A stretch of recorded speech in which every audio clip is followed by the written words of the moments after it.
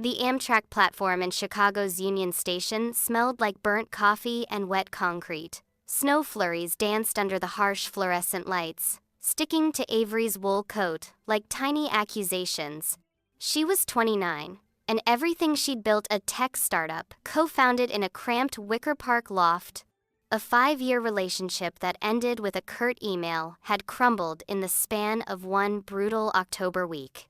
Layoffs hit first. Her team scattered like leaves in a gale. Then came the breakup text from Jordan, time-stamped 2:47 a.m. "I can't do the uncertainty anymore." She hadn't cried. Not yet. Instead, she'd pawned her grandmother's necklace for a one-way ticket to Portland, Oregon, a city she'd only seen in rainy indie films, promising reinvention amid evergreens and craft breweries. Her duffel bag sagged at her feet. 3 faded hoodies from thrift stores, a laptop with a cracked screen full of unfinished code, and the engagement ring she'd never worn, tucked into a zippered pocket like a guilty secret.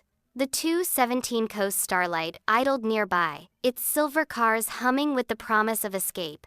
"Ma'am, you're in car 1432, upper level, window seat." The voice belonged to a man in a crisp navy uniform, tall and broad-shouldered, with a faded anchor tattoo curling from his cuff, a relic, perhaps from his Navy days. His name tag glinted, J. Harlow.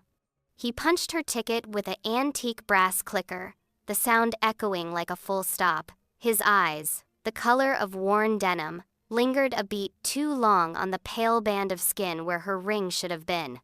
"Running from something?" he asked, his tone low and unhurried, like the rumble of the tracks beneath them. Not prying, just observant. "Trying to," Avery replied, surprised by the steadiness in her voice. He handed back the stub, and their fingers brushed his calloused from years of handling levers and locks. Hers chilled from the wind. Warmth bloomed there, uninvited but not unwelcome. For the first time since the world tilted off its axis, her pulse didn't race with panic, it just settled. The train lurched forward with a metallic groan. She climbed the narrow, swaying stairs to 14A, collapsing into the plush seat by the window. Chicago's jagged skyline blurred into white streaks as the snow thickened. The city that had chewed her up receded, mile by frozen mile.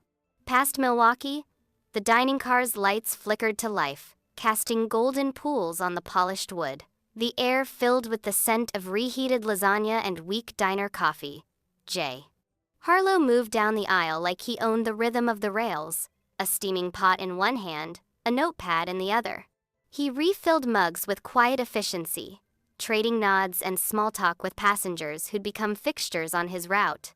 Avery watched him in the window's reflection, her breath fogging the glass. He paused at her row, pot raised in silent offering. "Black, 2 sugars?" his eyes seemed to ask. She nodded, and he poured, the steam curling up like a fragile bridge between strangers. As the train bridged the dark expanse of the Mississippi, its waters churning black below, Avery leaned her forehead against the cold pane. The words slipped out, barely audible over the wheel's steady clack. "Maybe the way out starts with a stranger who remembers your coffee order."